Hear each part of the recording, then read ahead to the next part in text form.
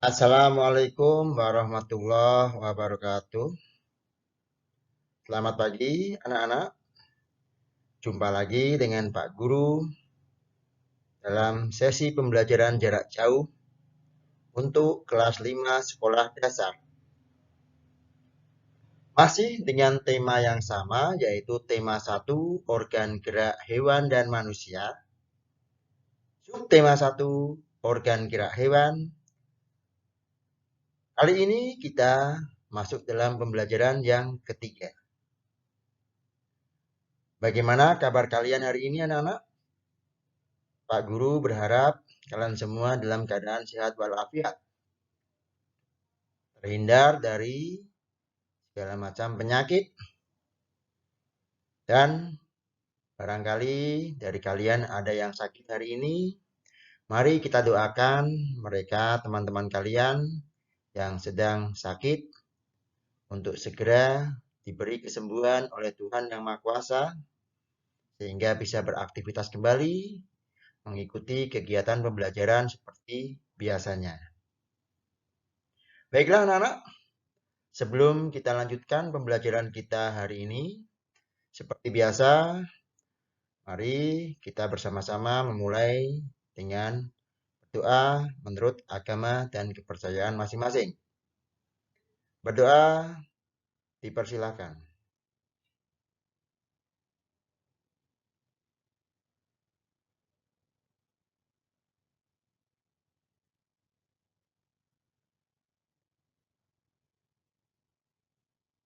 Selesai?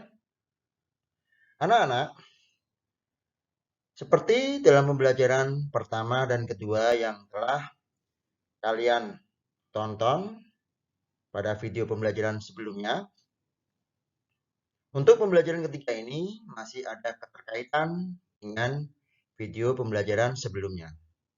Seperti apa? Mari kita ikuti video ini dari awal hingga akhir, supaya kalian tidak terputus informasinya.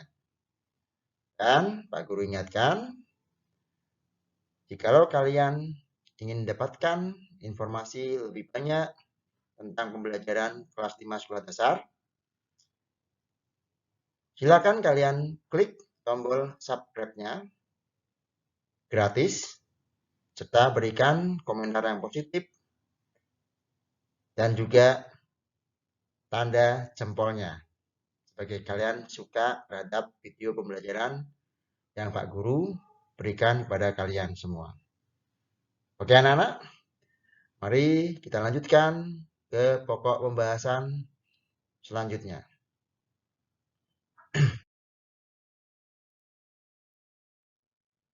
Anak-anak, untuk pembelajaran ketiga ini, seperti biasa, sebelum Pak Guru lanjutkan ke materi, akan Pak Guru bacakan tujuan pembelajaran yang diharapkan dicapai oleh kalian semua.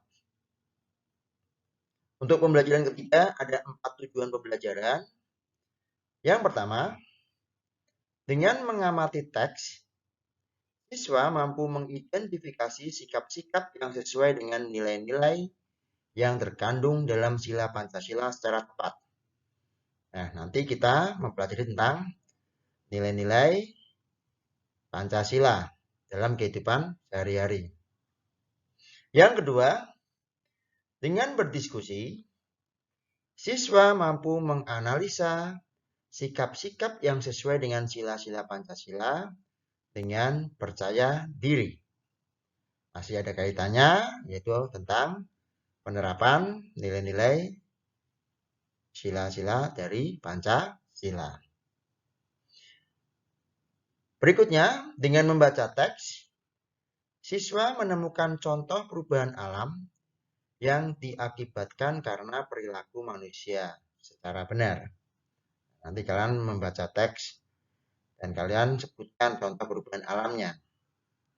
Yang keempat, dengan membaca dan menulis, siswa mampu menentukan ide pokok dari teks secara benar. Nah, masih terkait dengan pembelajaran yang pertama dan kedua kemarin. yaitu menentukan ide pokok dari suatu bacaan. Oke anak-anak, Pak Guru yakin kalian sudah siap mengikuti pembelajaran ini dengan baik. Maka untuk itu, siapkan buku teks atau buku tema buku siswa kelas 5, yaitu tema 1. Sudah semua ya? Alhamdulillah kalau sudah semua.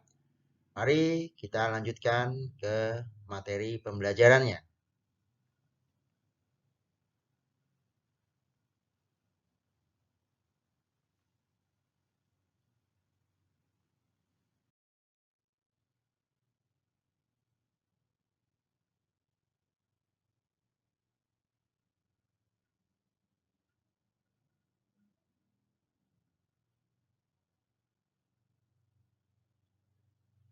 Anak-anak, kalian lihat di sini ada gambar, yaitu dan juga ada bacaan. Ya. Mari kita simak sama-sama ya. Selesai bermain, Pak Rudi mengajak Edo mengumpulkan air seni kelinci. Kalian berpikir, buat apa itu Pak air seni kelinci? Ya, air seni kelinci tersebut oleh Pak Rudi disalurkan melalui saluran-saluran air dan dikumpulkan ke dalam satu wadah penampungan. Wah, berpikir, apa gerangan ya? Nah, kita lanjutkan. Nah, bau sekali Pak, kata Edo. Sama dengan kalian. Pasti kalau mencium bau air seni kelinci juga akan merasa bau tak sedap. Nah, benar Edo, meskipun bau, tapi air seni kelinci ini sangat baik digunakan sebagai bahan pupuk cair organik untuk tanaman. Nah, loh ya, ternyata bermanfaat, anak. Untuk apa? Untuk pupuk cair organik tanaman. Sayuran akan tumbuh dengan subur. Tanaman buah akan cepat berbuah dan tanaman bunga akan cepat berbunga. Jawab Pak Rudi. Oh, begitu ya, Pak. Baru tahu ya. Tiba-tiba Pak Eko datang ke kandang kelinci. Pak Eko meminta air seni kelinci milik Pak Rudi untuk memupuk sayuran di belakang rumahnya. Nah, Pak Eko sama ya, pengen tanaman sayurannya cepat berbuah, cepat mengembang, sehingga minta apa tadi? Iya, minta air seni kelinci milik Pak Rudi. Untuk diapakan? Untuk jadikan pupuk. Nah, bagus. Lanjutkan ya. Dengan ikhlas, Pak Rudi pun memberikan sebagian air seni kelinci tersebut pada Pak Eko. Ya, diberikan ikhlas. Monggo Pak, nah, silakan. Ya, tidak usah berharap imbalan, itu ikhlas namanya. Pak, kenapa air seni kelinci itu diberikan kepada Pak Eko? Kan sayang Pak, tanya Edo penasaran. Wah itu penasaran, seperti kalian juga kan? Nah, kenapa kok Pak Rudi memberikan cuma-cuma kepada Pak Eko? Kan sayang, gitu. Rugi dong. Mungkin batinnya si Edo kayak gitu. Nah, iya, tidak apa-apa Edo. Kita harus saling membantu. Jika ada orang yang membutuhkan bantuan, kita harus secara ikhlas dan sukarela memberikan bantuan. Karena kita makhluk sosial. Artinya, tidak dapat hidup sendiri dan membutuhkan bantuan orang lain, jawab Pak Rudi. Begitu ya. Ternyata kita tidak bisa hidup sendirian. Kita juga harus butuh bantuan orang lain. Sehingga saat Pak Eko tadi meminta sebagian air seni kelincinya, Pak Rudi pun memberikannya cuma-cuma secara ikhlas. Tanpa berharap nanti Pak Eko membayar ataupun apa. Karena suatu saat apa? Suatu saat nanti Pak Rudi akan diberikan balasan yang setimpal lagi berupa mungkin bantuan dari orang lain juga. Ya, kita lanjutkan. Dan ingat, saling membantu dan tolong-menolong adalah bentuk dari pengamalan sila Pancasila juga loh. Tambah Pak Rudi. Nah, anak-anak, ternyata membantu itu, membantu orang, membantu sesama, membantu makhluk hidup, itu termasuk bentuk pengamalan dari sila Pancasila. Benar sekali, Pak. Jika tidak salah, sila kemanusiaan yang adil dan beradab, kata itu. Sila keberapa anak-anak itu? Bagus, sila kedua. Kemanusiaan yang adil dan beradab. Lambangnya apa coba? Yang dilambangkan dengan apa? Oh iya, rantai emas. Pinter. Nah, anak-anak, mari kita lanjutkan ke materi selanjutnya supaya lebih paham lagi. Oke ya. Nah, untuk lebih memahami nilai-nilai yang terkandung dalam sila-sila Pancasila, bacalah bacaan berikut dengan seksama. Nilai-nilai yang terkandung dalam sila-sila Pancasila. Nah, ternyata Pancasila itu punya nilai-nilai ya yang harus kita tiru, kita terapkan dalam kehidupan sehari-hari. Ini ada gambar apa, anak? Iya, burung Garuda Pancasila. Kenapa kok burung Garuda Pancasila? Karena di dadanya ada perisai. Nah, perisai inilah yang melambangkan Pancasila. Ada sila pertama di tengah-tengah, yaitu berupa bintang. Sila kedua, rantai emas. Sila ketiga, pohon beringin. Sila keempat, kepala banteng. Sila kelima, hati dan kapas. Dan di bawahnya ini, kakinya burung Garuda mencengkram. Mencengkram apa? Mencengkram pita yang bertuliskan Bhinneka Tunggal Ika. Oke, bagus ya. Dan pasti sudah mempelajarinya di kelas sebelumnya.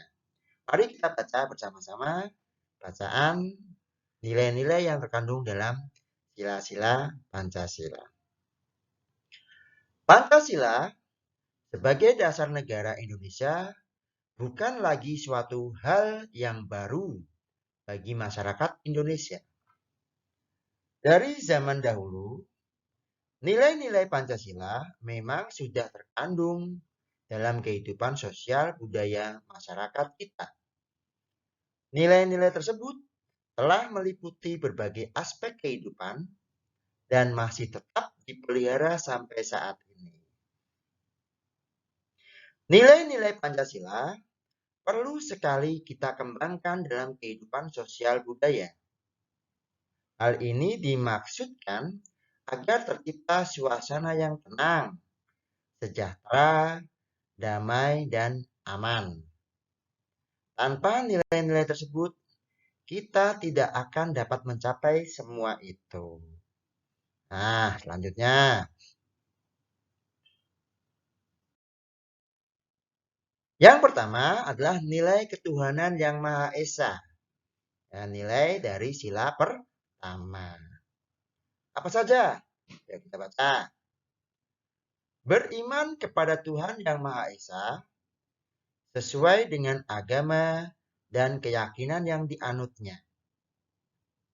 Nilai yang terkandung dalam sila ini juga mengharuskan kita untuk saling menghormati dan bekerja sama antar pemeluk agama yang berbeda-beda.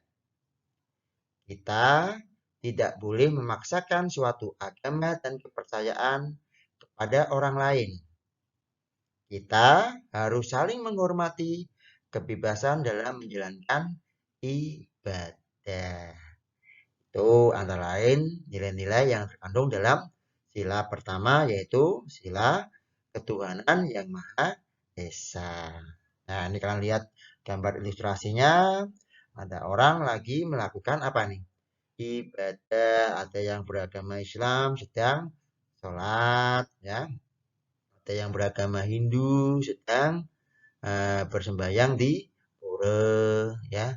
Ada yang sedang berdoa, yang beragama Protestan dan Katolik, ya, ada yang beragama Konghucu, ada yang beragama Buddha, ya, harus saling menghargai, menghormati dan bekerja sama, ya. Oke, lanjutnya anak-anak. Nah, ini adalah nilai kemanusiaan yang adil dan beradab atau nilai sila yang kedua. Kalian lihat ini ada gambar apa? Oh, ada gambar meme, ya. Meme lagi memberikan sedekah pada seorang kakek tua yang terlunta-lunta yang sedang meminta apa? Belas kasih. Setiap warga negara hendaklah mengakui persamaan derajat, persamaan kewajiban antara sesama manusia sebagai asas kebersamaan bangsa Indonesia dan persamaan hak. Dengan menjunjung tinggi persamaan derajat hak dan kewajiban, maka seluruh bangsa Indonesia bersama-sama akan mampu menegakkan dan juga memelihara kebersamaan.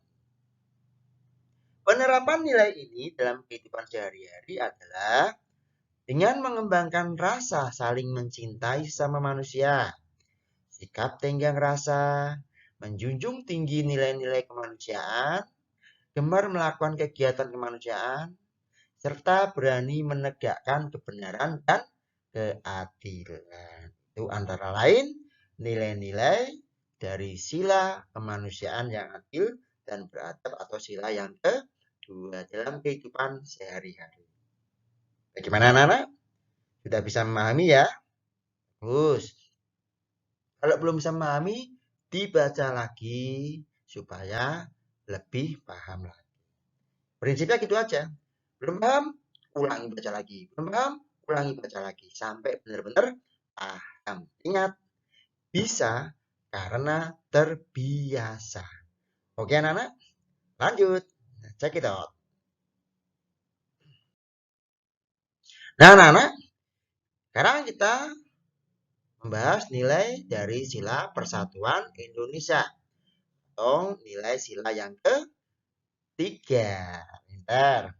Ini ada gambar apa ini? Oh iya, ini ada orang, warga sedang ini bergotong royong membangun, ya mungkin bisa aja membantu membangun rumah tangganya atau membangun fasilitas umum, pos ronda atau apalah tempat pertemuan, ya bekerja sama bergotong royong kerja bakti.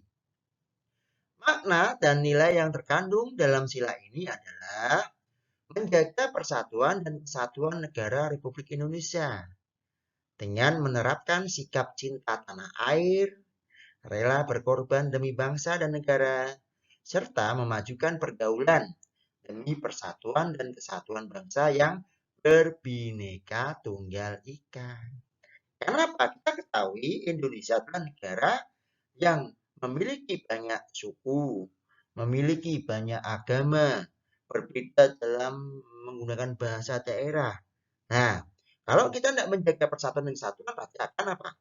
Bentrok, ya, perang. Itu yang tidak kita inginkan. Makanya kita harus menerapkan nilai-nilai persatuan Indonesia. Salah satunya apa? Ya ini nanti lewat gotong royong, saling menghargai perbedaan, ya, perbedaan kulit maupun apapun itu harus kita hindari terjadinya pertikaian atau pertengkaran. Apalagi dalam kehidupan sehari-hari banyak sekali contohnya. Nanti kalian bisa menemukan contoh-contoh lain. Ya. Baik, kita lanjutkan ke sila berikutnya. Nah, ini adalah nilai kerakyatan yang dipimpin oleh hikmat kebijaksanaan dalam permusyawaratan perwakilan, yaitu sila yang keempat. Gambarnya kira-kira apa nih? Wah, pinter. Ini orang lagi ya mengatakan rapat atau musyawarah. Setiap warga negara memiliki kedudukan yang sama. Ya, punya kedudukan posisi yang sama. Kedudukan yang sama tersebut hendaknya digunakan secara sadar dengan mengutamakan kepentingan negara dan masyarakat. Ingat, kepentingan bersama harus diutamakan. Kepentingan bersama, kepentingan masyarakat, kepentingan negara di atas kepentingan pribadi ataupun golongan. Tidak boleh kita mengutamakan awak dhewe, tidak boleh. Mengutamakan diri sendiri jangan. Tapi harus utamakan kepentingan yang lebih luas. Itu yang utama ya. Selain itu, warga negara Indonesia harus selalu mengutamakan musyawarah untuk mufakat dalam menyelesaikan suatu persoalan bersama. Kalau kita punya masalah, jangan langsung terus menggunakan kekerasan, jangan. Penyelesaiannya adalah kepala dingin. Yuk kita duduk bersama-sama, kita selesaikan dengan cara musyawarah secara mufakat. Ya. Kalau tidak bisa mufakat, bagaimana Pak? Ya tidak bisa mufakat, tidak masalah. Kita cari suara yang terbanyak. Tetapi ingat, utamakan dulu secara mufakat. Gitu ya. Nah, pintar. Penerapan dalam sikap sehari-hari adalah, ini contoh penerapannya, dengan mengutamakan kepentingan umum di atas kepentingan pribadi dan golongan, tidak memaksakan kehendak pada orang lain, serta mengutamakan budaya musyawarah dalam menyelesaikan masalah yang diliputi oleh semangat kekeluargaan. Paham? Nah, pintar, jempol. Mari kita lanjutkan ke sila yang terakhir, yaitu sila kelima. Pintar ya? Nah, sila kelima yaitu nilai keadilan sosial bagi seluruh rakyat Indonesia. Ini ada keluarga bahagia, keluarga ceria, keluarga cemara, ya. Ada kakek nenek, ada bapak ibu, dan kakak dan adik. Kita harus menghindarkan diri dari sifat pemborosan, ya. Hindari sifat pemborosan anak-anak, ya. Harus bagaimana? Hemat. Penerapannya gitu. Kita harus menghindari bergaya hidup mewah. Harus bagaimana kita? Harus hidup sederhana. Dan perbuatan-perbuatan lain yang merugikan kepentingan umum. Hindarilah perbuatan yang merugikan kepentingan umum. Ya, karena apa yang ada itu bukan hanya untuk kita sendiri, tapi juga untuk orang lain, untuk bersama. Ya. Bekerja keras dan menghargai hasil kerja keras orang lain sangat dibutuhkan dalam mewujudkan sikap kebersamaan. Ya, harus menghargai hasil karya orang lain. Ya, jangan dicemooh, jangan disepelekan begitu saja. Karena belum tentu kita bisa membuat seperti yang orang lain buat. Oke? Di samping itu, harus dikembangkan pula sikap adil terhadap sesama. Nah, adil itu yang bagaimana ya anak-anak? Apakah adil itu harus sama? Tidak ya. Adil itu sesuai dengan kebutuhannya. Ya, kebutuhan antara anak kecil dengan anak yang remaja dewasa pastilah berbeda. Makanya ada contoh gini. Jikalau orang tua kalian memberikan uang saku terhadap anaknya, dua anaknya, yang satu anak SD, sekolahnya dekat, jalan kaki. Yang satu anaknya sudah SMA.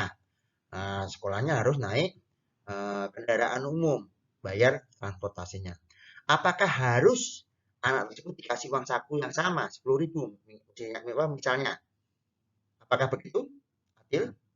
Tidak. Kalau dikasih 10.000 untuk si kecil, 10.000 untuk si kakak, maka itu orang tuanya tidak adil. Kenapa? Si kecil sekolahnya dekat, jalan kaki sampai jajan 10.000, ya kenyang. Sedangkan si kakak 10.000 habis buat ongkos transport naik kendaraannya, tidak bisa jajan. Nah, makanya biar si kakak juga bisa jajan, mungkin ditambahi oleh orang tua uang sakunya si kakak jadi 20.000. Sehingga yang 10.000 untuk transport pulang pergi, yang 10.000 untuk jajan. Itu namanya adil sesuai dengan kebutuhan. Paham ya? Sehingga adil itu tidak harus sama. Adil itu sesuai proporsinya, sesuai kebutuhan. Paham anak-anak ya? Oke, bagus. Nah, dikembangkan sikap adil terhadap sesama, menghormati hak orang lain. Ya, jangan sampai hak orang lain kalian langgar. Contoh, orang tuamu lagi sakit atau tetanggamu lagi sakit. Kamu kok memutar istilahnya memutar apa? Musik keras-keras, jeduk-jeduk lah. Tetanggamu mendengar aduh sakit. Marah enggak itu kayak gitu? Marah. Nah, makanya hak orang lain itu sudah kamu langgar. Makanya untuk menghormati tetanggamu yang lagi sakit atau mungkin lagi melakukan ibadah lah ya, kamu malah nyetel musik yang keras-keras. Itu juga mengganggu hak orang lain juga. Itu tidak boleh. Maka termasuk melanggar atau tidak sesuai dengan sila keadilan sosial bagi seluruh rakyat Indonesia. Itu contoh-contoh nyatanya kayak gitu. Nah, yang terakhir adalah menolong dan menghargai orang lain. Termasuk pas naik kendaraan umum, ya naik BRT atau naik trans, bis trans itu ya, dilalah ya, kebetulan ada seorang kakek atau nenek yang naik ke bis tersebut. Nah, kebetulan sudah penuh nih, ya, tempat duduk sudah penuh. Kamu kan masih kuat, masih muda. Nggak boleh kamu mentang-mentang, oh ini aku duluan kok. Nggak usah kamu. Nah, harusnya apa? Kamu berdiri, mempersilahkan orang yang lebih tua untuk duduk terlebih dahulu. Jangan mentang-mentang kamu duluan, ya. Tapi kita harus menggunakan hati dan perasaan. Itu contoh penerapan dalam kehidupan sehari-hari untuk nilai keadilan sosial bagi seluruh rakyat Indonesia. Paham? Bagus. Kalau udah paham, kita lanjutkan ke materi selanjutnya. Nah, mari kita diskusikan ya. Diskusikan dengan teman-teman kalian atau juga dengan orang tua di rumah, dengan kakak, dengan adik tidak masalah. Adik tapi kan artinya sama mungkin sejajar ya. Dengan kakak nenek boleh kalau mereka mau menikmati belajar, mendampingi kalian belajar, tidak masalah ya. Kira-kira sikap-sikap ini sesuai dengan sila yang keberapakah? Ya, ada sikap gotong royong, rajin beribadah, melaksanakan hasil keputusan musyawarah, tidak membeda-bedakan si kaya dan si miskin, memberi kesempatan orang tua untuk duduk di angkutan umum. Mana penerapan sila yang sesuai? Sudah selesai? Wah, mantap. Terus gandos kalau udah selesai. Ya, kita cek bersama-sama ya. Oke, siap.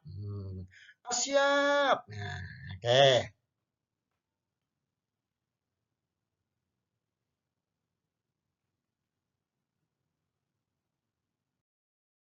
Nah, sikap gotong royong masuk ke dalam sila ketiga ya, Persatuan Indonesia. Gotong royong kan bersatu. Nah, bagus ya. Rajin beribadah. Wah, mesti kalau ada kaitannya dengan ibadah berarti ada kaitannya dengan agama. Agama berarti sila yang pertama. Pintar ya. Melaksanakan hasil keputusan musyawarah. Musyawarah. Pastilah itu sila keempat ya. Tidak membeda-bedakan miskin dan kaya. Berarti ini juga sila yang kedua, kemanusiaan ya. Memberi kesempatan pada orang tua untuk duduk ketika di angkutan umum. Ini otomatis di sila kelima. Anak-anak paham? Jempol, tepuk tangan semuanya. Bagus ya. Selanjutnya, untuk materi selanjutnya, kita lihat. Nah, tadi sudah menyebutkan penerapan sila-sila yang sesuai melalui penerapan centang-centang tadi ya. Sekarang coba kalian udah paham belum nanti materinya ya? Kalau udah paham pasti bisa mengisi ini. Tuliskan sikap-sikap dalam kehidupan sehari-hari yang sesuai dengan nilai-nilai sila Pancasila. Di bacaan tadi banyak sekali disebutkan. Nah, kamu bisa mengembangkan lagi, memberikan alternatif jawaban yang lain. Ya, gambar bintang itu sila berapa?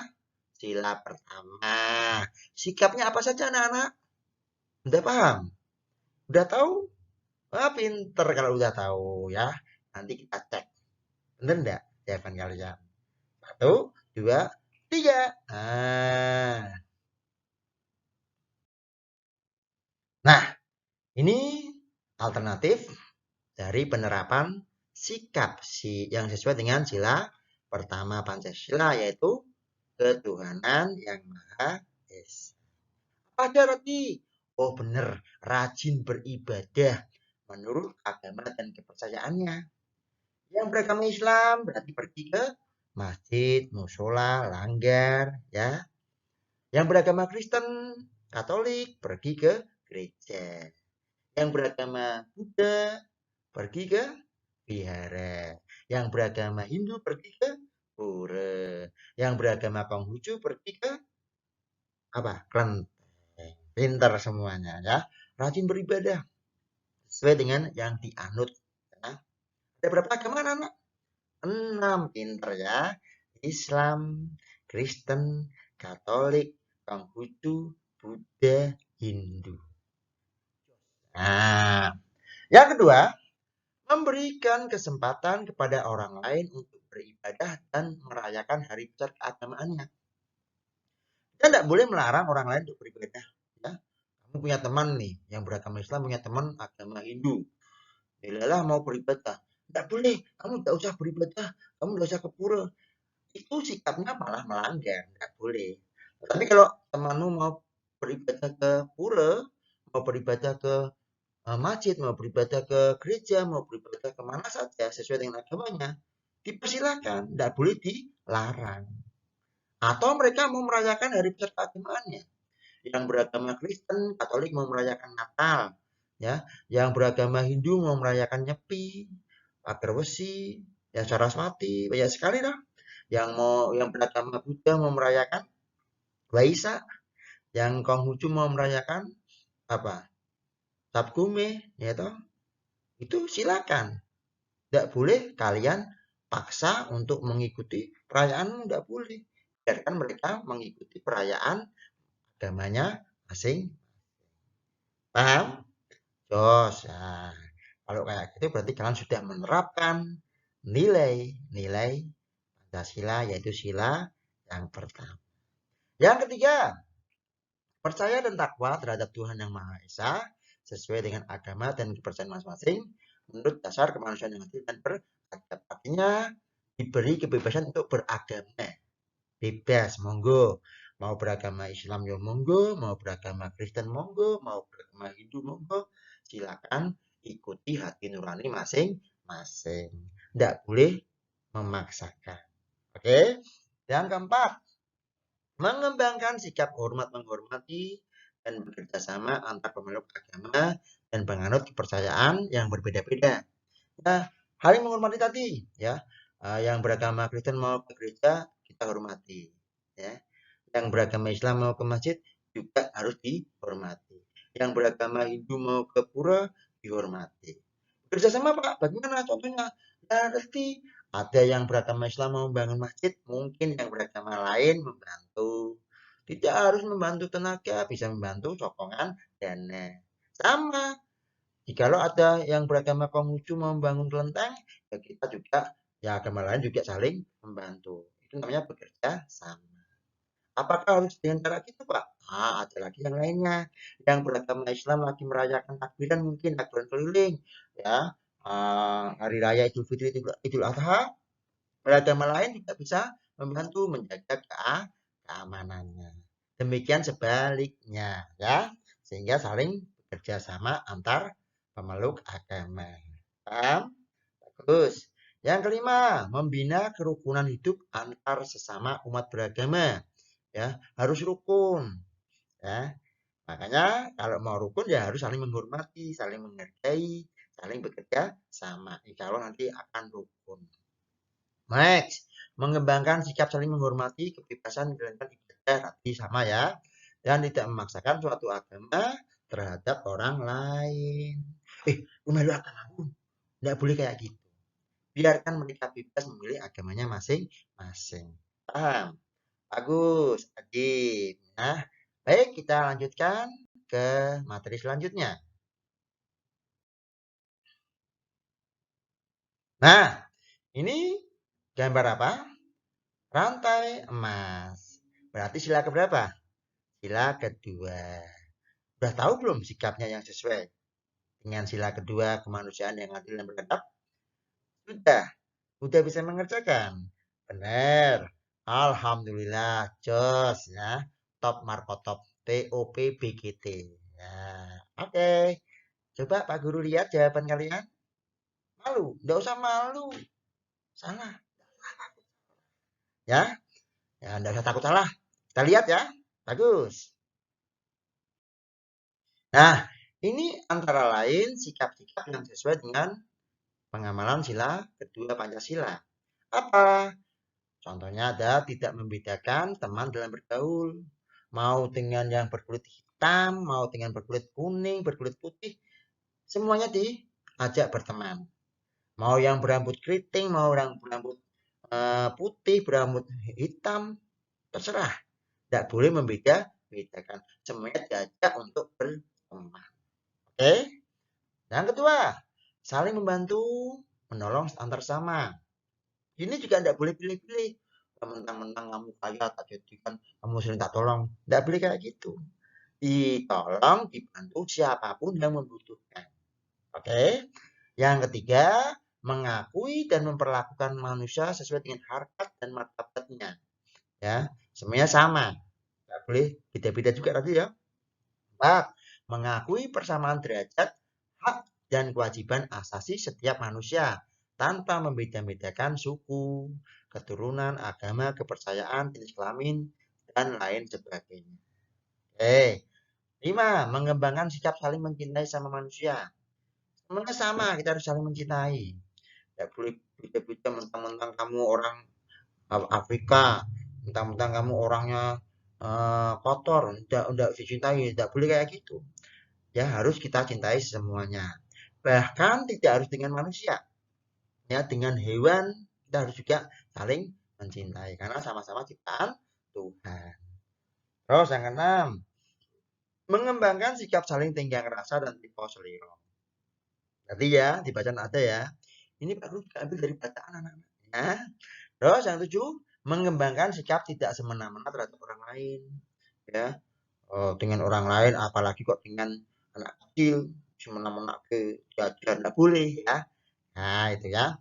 Terus menjunjung tinggi nilai-nilai kemanusiaan. Semuanya harus dihargai sebagai manusia. Ya, diperlakukan seperti manusia, bukan seperti hewan. Ya. Terus, gemar melakukan kegiatan kemanusiaan seperti apa? Menjenguk orang sakit, takziah, itu juga kemanusiaan. Terus membela kebenaran dan keadilan.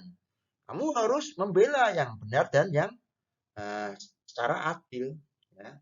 Mentang-mentang saudaramu, kalau dia salah, ya jangan dibela, jangan bantu. Nah, lihat dulu, saudaramu salah, yo, jangan dibela. Katakan yang benar itu benar, katakan yang salah itu salah. Oke? Terus, bangsa Indonesia merasa dirinya sebagai bagian dari seluruh umat manusia. Tidak hanya sendirian Indonesia toh, tapi kita juga bagian dari umat manusia seluruh dunia ini. Ya. Yang terakhir, mengembangkan sikap hormat menghormati dan bekerja sama dengan bangsa lain. Maka itu bangsa Indonesia pastilah membutuhkan bantuan bangsa lain. Oke, paham ya? Kita lanjut ke sila selanjutnya. Sila berapa? Nah, bagus benar. Sila ketiga, Persatuan Indonesia. Gambarnya apa? Pohon beringin. Ya. Apa saja sikap-sikap yang sesuai dengan pengamalan sila ketiga Pancasila ini? Kita lihat. Udah pinter toh? Udah dijawab semua? Yuk kita cocokkan bersama-sama. Bagus. Nah, ini sikap-sikap yang sesuai dengan sila ketiga Pancasila, anak-anak. Yaitu apa? gotong royong atau kerja bakti, tadi sesuai dengan gambarnya ya. Terus mempelajari kesenian dari daerah lain. Ini termasuk juga pengamalan sila ketiga. Jadi kita belajar seni daerah lain. Kamu orang Jawa misalnya ya, mempelajari seni Bali. Ya, orang Bali mempelajari seni Papua. Orang Papua mempelajari seni Maluku, Ambon. Orang Maluku mempelajari seni dari Sumatera. Saling mempelajari semuanya. Sehingga nanti kita bisa belajar atau bisa menguasai semua kesenian daerah. Tidak boleh kita ngomong apa yang gue gak nemu elek. Ya tidak boleh kayak gitu. Nanti kalau sudah saling menjelekkan, akibatnya apa? Jadinya apa? Ini saling bertikai. Jadinya bertengkar. Itu tidak boleh, malah jadinya apa? Pecah belah. Pengen kayak gitu? Tidak pengen lah. Oke. Yang ketiga, mampu menempatkan persatuan dan kesatuan serta kepentingan dan keselamatan bangsa dan negara sebagai kepentingan bersama di atas kepentingan pribadi dan golongan, tadi mengutamakan kepentingan bersama. Ya. Yang keempat, sanggup dan rela berkorban untuk kepentingan negara dan bangsa apabila diperlukan. Suatu saat, jikalau negara ini butuh bantuan kalian untuk berperang, mungkin menghadapi penjajah, kalian harus siap, ya, rela berkorban demi kepentingan negara dan bangsa. Jangan sampai negara membutuhkan kalian, kalian malah ngumpet. Wah, pengecut namanya, ya. Harus siap. Wahai pemuda, negara membutuhkan kamu. Siap. Nah, itu. Makanya ada organisasinya untuk latihannya.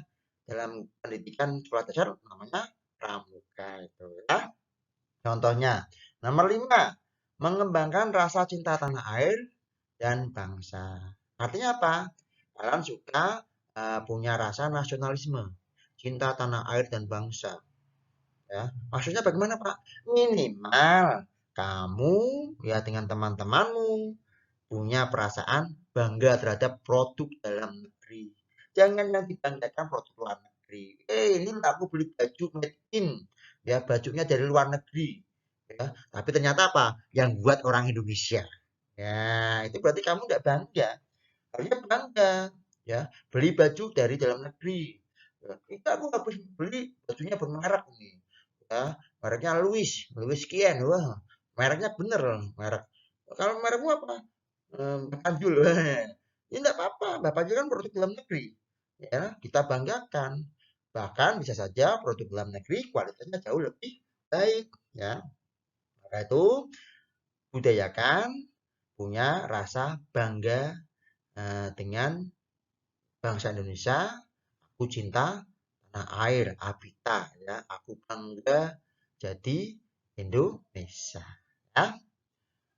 Yang ketujuh, memelihara ketertiban dunia yang berdasarkan kemerdekaan, perdamaian abadi, dan keadilan sosial. Ya, artinya kita selalu menjaga, usahakan damai, tidak boleh berperang. Tapi kalau andaikan itu harus berperang, bagaimanapun juga ya kita harus siap. Tapi kita utamakan adalah menjaga perdamaian. Ya, kita tidak usah berperang lagi. Ya, kita jaga perdamaian di dunia ini. Yang kedelapan, mengembangkan persatuan Indonesia atas dasar Bhinneka Tunggal Ika, ya. Walaupun berbeda-beda, tetap satu dua. Saling apa? Saling menghormati. Intinya itu loh, saling menghargai, harus rukun ya. Yang terakhir, contohnya adalah memajukan pergaulan demi persatuan dan kesatuan bangsa. Pergaulan yang bagus-bagus, ya. Pergaulan yang negatif kita hindarkan. Pergaulan yang baik, yang bisa menjaga persatuan dan kesatuan bangsa. Itu untuk penerapan dari sila ketiga Pancasila. Selanjutnya kita lihat ya.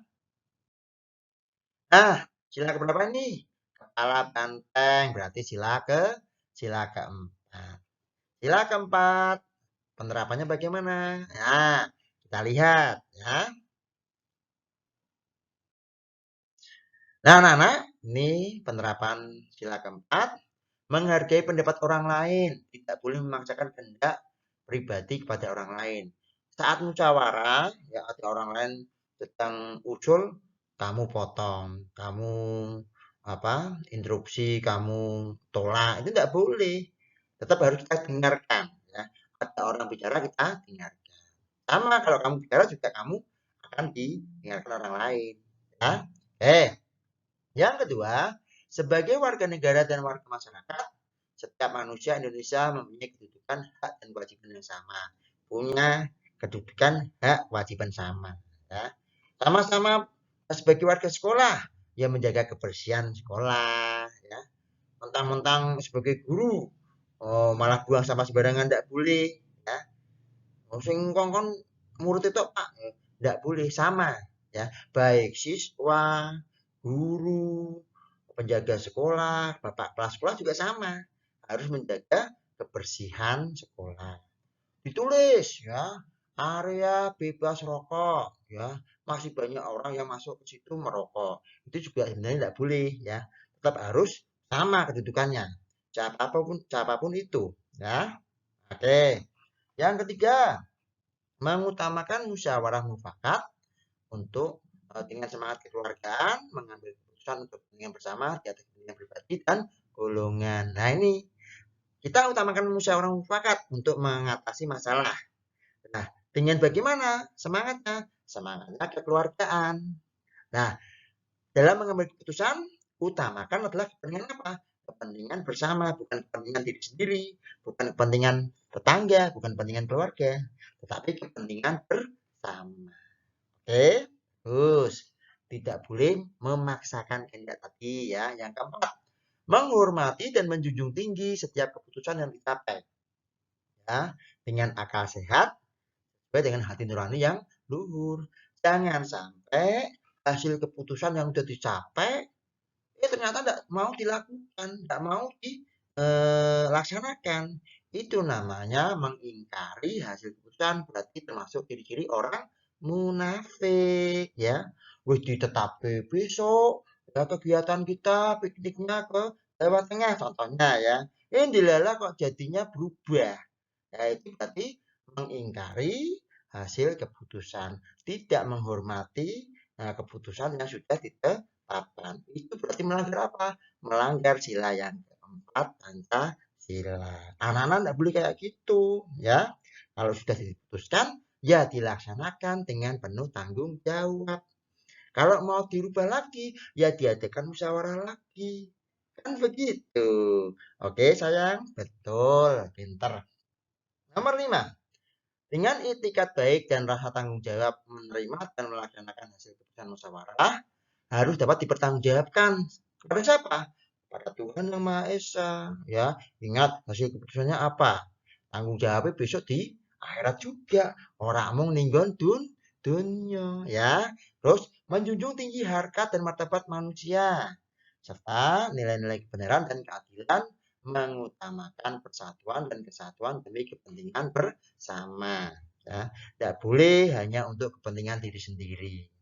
Yang keenam, memberikan kepercayaan kepada wakil-wakil yang dipercayai untuk melaksanakan permusyawaratan.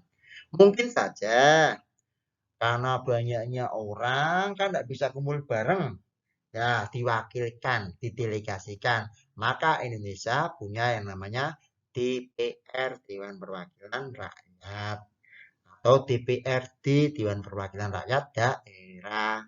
Sehingga tidak perlu berbondong-bondong, cukup wakilnya saja. Namun begitu, kita juga harus bisa memilih wakil yang benar-benar mewakili aspirasi kita. Jangan sampai dibohongi. Oke anak-anak, sudah paham? Bagus. Sekarang kita lanjut ke sila selanjutnya, yaitu sila ke-5. Oke ya. Sila kelima lambangnya adalah padi dan kapas. Ya. Apa saja sikap yang sesuai? Mari kita tengok jawabannya. Jawaban kalian loh nih. Nah, kita cocokkan ya. Oke. Nih, jawaban dari kalian. Menghukum para pelanggar hukum meskipun kata seorang pejabat. Tidak pandang bulu. Maupun itu pejabat, ya aparat, atau masyarakat biasa. Ya kalau melanggar ya harus tetap dihukum. Yang kedua, mengembangkan perbuatan yang luhur. Yang mencerminkan sikap, suasana kekeluargaan dan gotong royongan. Ya, Yang ketiga, mengembangkan sikap adil terhadap sesama tadi. Yang keempat, menjaga keseimbangan antara hak dan kewajiban. Harus imbang.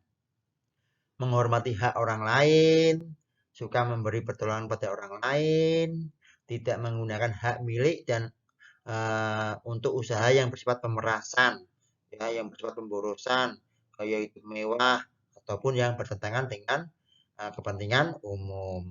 Suka bekerja keras itu juga termasuk pengamalan sila kelima, menghargai hasil karya orang lain, ya, serta melakukan kegiatan untuk memajukan yang berkeadilan sosial.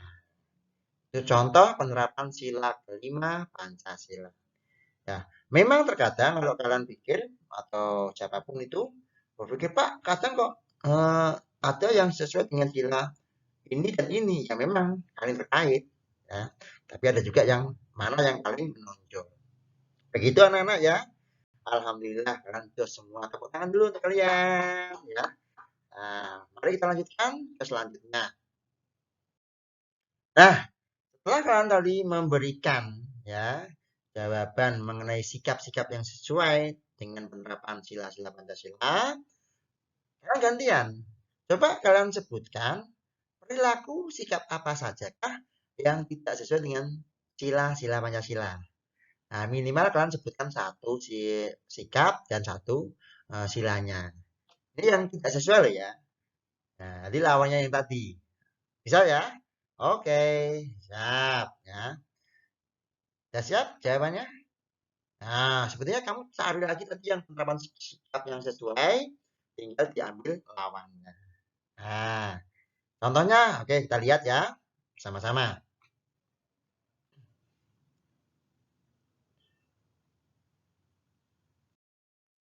Nah, ini Pak Guru ada beberapa jawaban dari teman kalian. Yang pertama, yang menulis suka menjadi provokator dan mengirimkan berita-berita hoax untuk memperkeruh suasana kerukunan di masyarakat. Ini kan sikap yang tidak baik nih ya. Kira-kira bertentangan dengan sila keberapa ya? Benar ya, tidak sesuai dengan sila ketiga Pancasila. Nah dia pengennya bertekai, pengennya cerai berai, tidak bersatu.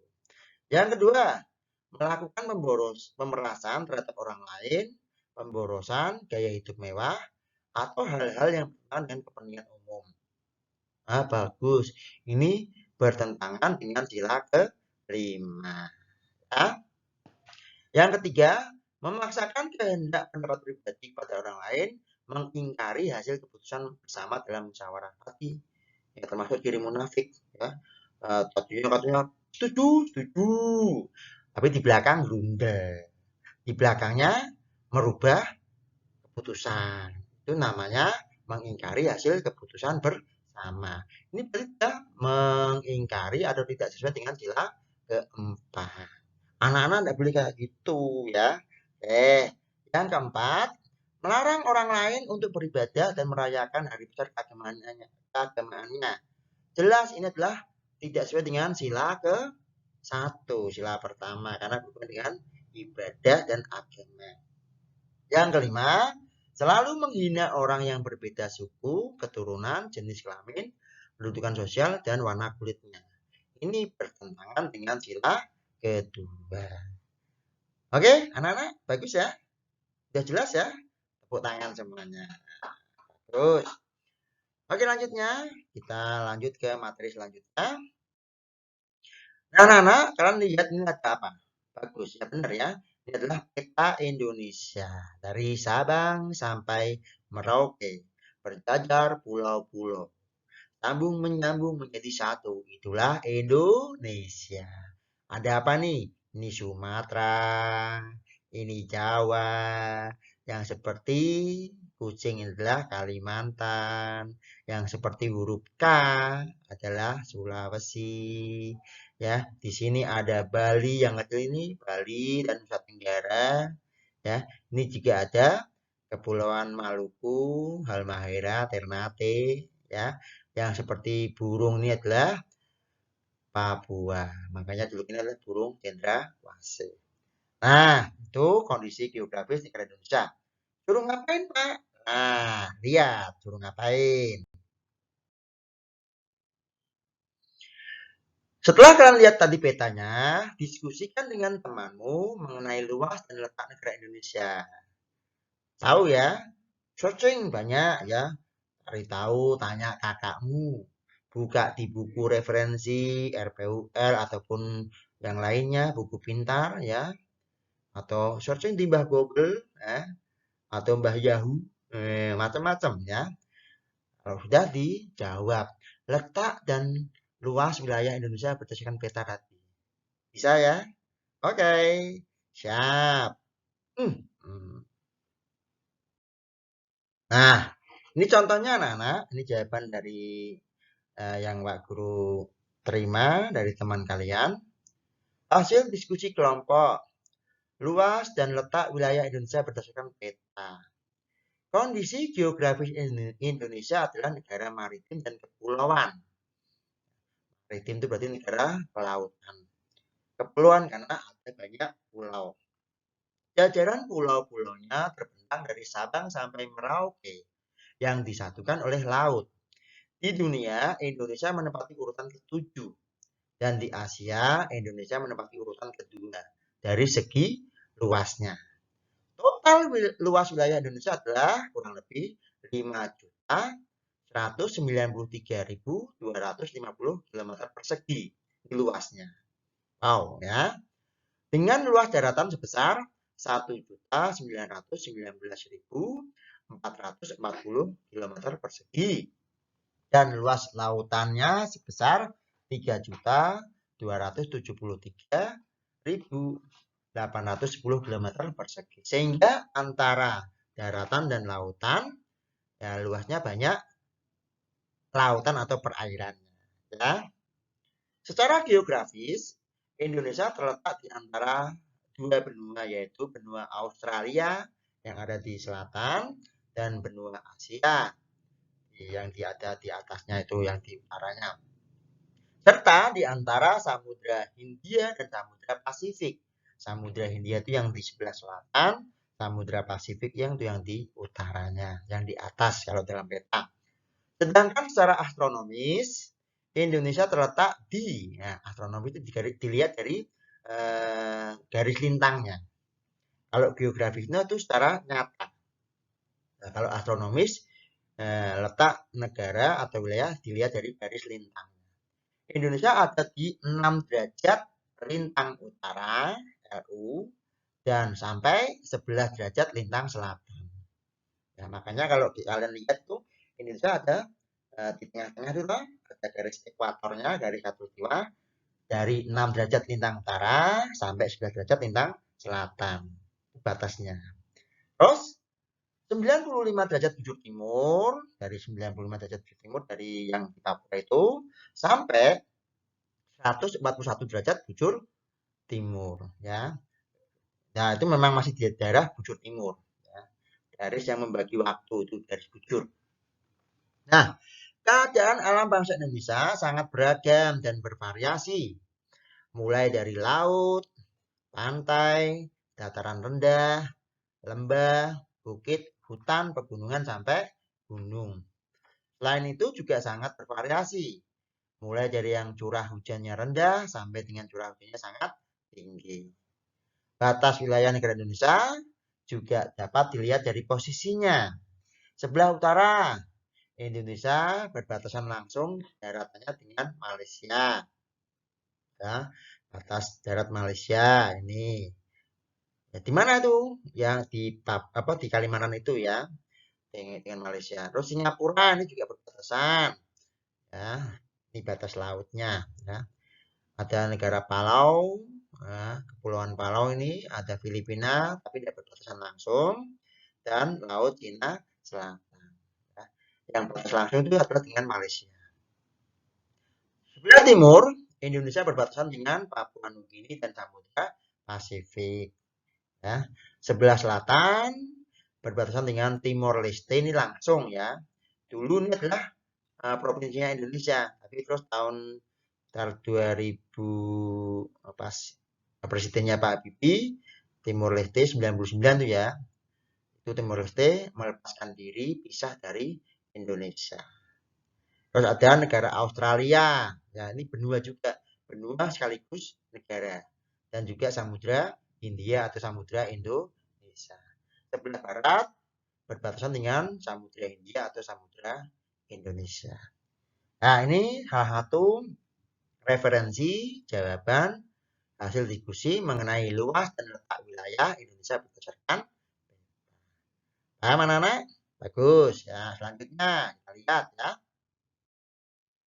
Nah, anak-anak, setelah mengetahui luas dan letak wilayah negara Indonesia, sekarang giliran kalian untuk mengetahui luas dan letak wilayah tempat tinggal kalian masing-masing. Gambarkan di dalam sebuah peta sederhana. Bisa ya? Nah, kalian bisa minta bantuan orang tua kalian untuk menggambarkan kira-kira tempat tinggalmu tuh kalau digambar peta harus dinah tuh seperti apa, ayah, seperti apa ibu ya. Untuk mendapatkan data dan informasi yang akurat, kalian bisa melakukan pengamatan langsung dan bertanya pada para pengurus RT atau RW atau tokoh masyarakat di wilayah tempat tinggal kalian. Nah, apa yang harus dipertegas dalam peta tersebut? Minimal posisi rumahmu harus tahu, batas RT-nya ya, rumah-rumah dan jalan-jalannya, mungkin ada ladang, kebun, sawah, bukit, hutan, ada sungai atau aliran air. Apakah harus sama persis Pak dengan ini? Ya tidak harus.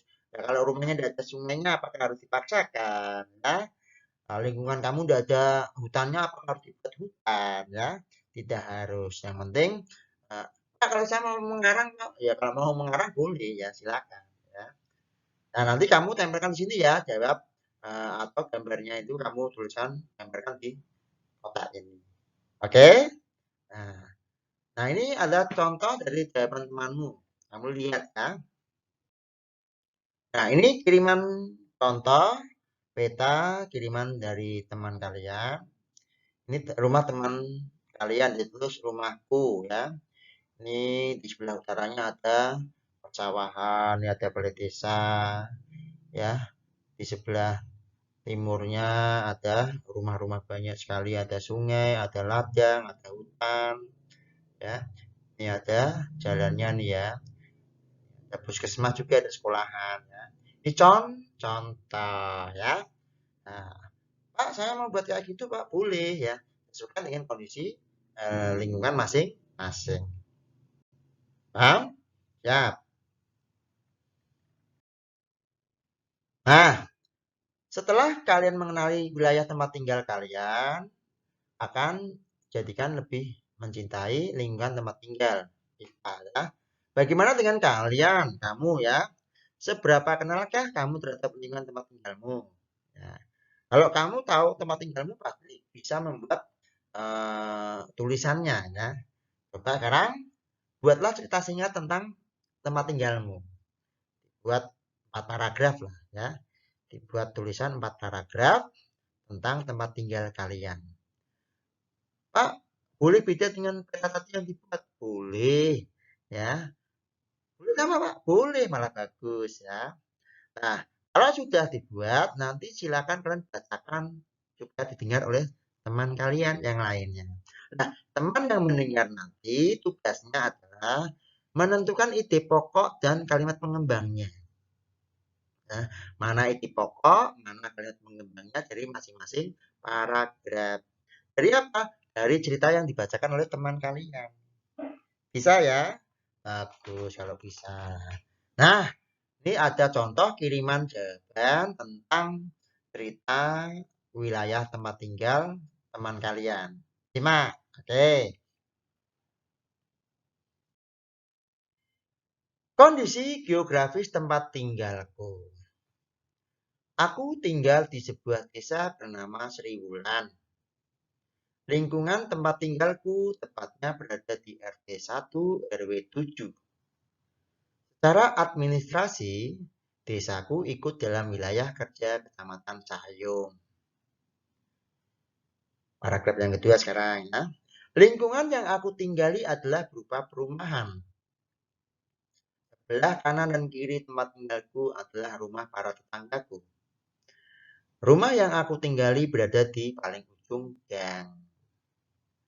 Di tempat tinggalku saat ini, banyak sekali fasilitas umum yang tersedia. Ada puskesmas, sekolahan, dan balai desa. Jarak fasilitas umum tersebut tidak terlalu jauh dari rumahku. Paragraf yang terakhir ini ya. Perumahan yang aku tinggali dikelilingi oleh penampakan alam berupa hutan, ladang, sungai, persawahan, dan juga perbukitan.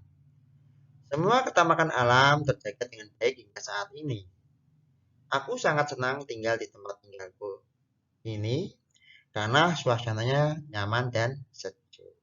Nah, dari yang dibacakan oleh teman kalian ini, coba kalian tentukan mana ide pokoknya, mana kalimat pengembangnya. Udah bisa ya? Pinter ya. Coba dari bacaan ini kira-kira mana ide pokok dan mana kalimat pengembangnya.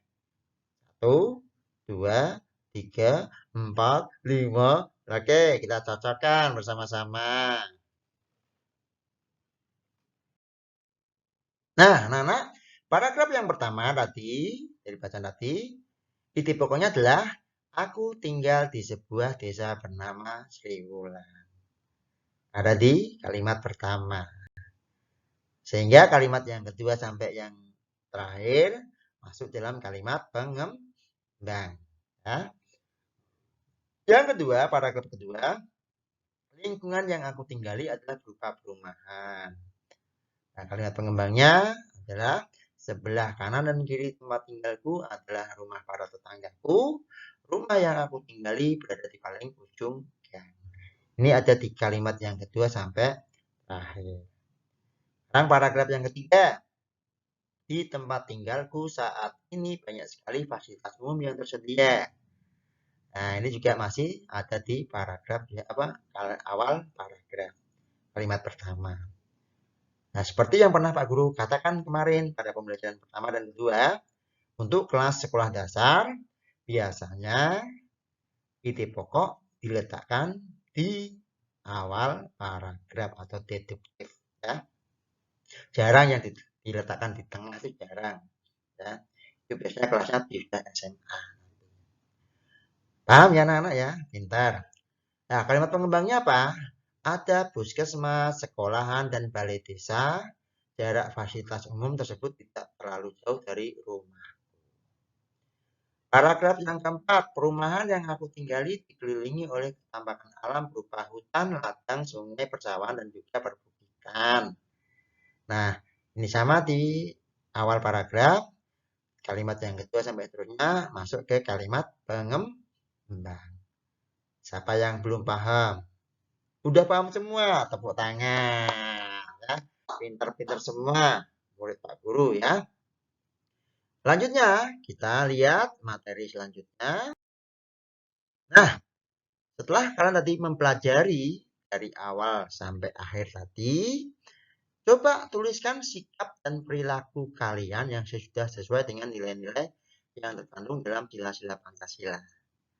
Pastilah kalian tahu ya tadi ya, mana dari sekian sikap tadi, dari sila pertama sampai sila ke-5 tadi yang sesuai dengan diri kalian yang sudah kalian terapkan dalam kehidupan sehari-hari. Ya. Kalau udah kalian tulis, coba minta pendapat dari orang tua kalian. Apakah orang tua kalian setuju dengan yang kalian tulis? Ya mungkin kamu tulis, saya sudah bersikap adil. Nah, orang tua kalian, kamu belum bersikap adil loh, Dik.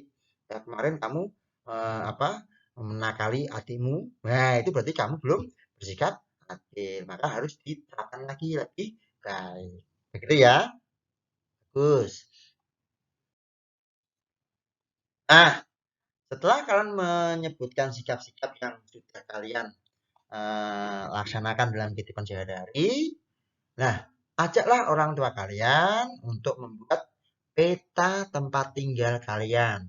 Ya, tadi ya, seperti tadi yang sudah Pak Guru kasihkan contoh, buat peta sederhana kondisi geografis wilayah tempat tinggal kalian semua.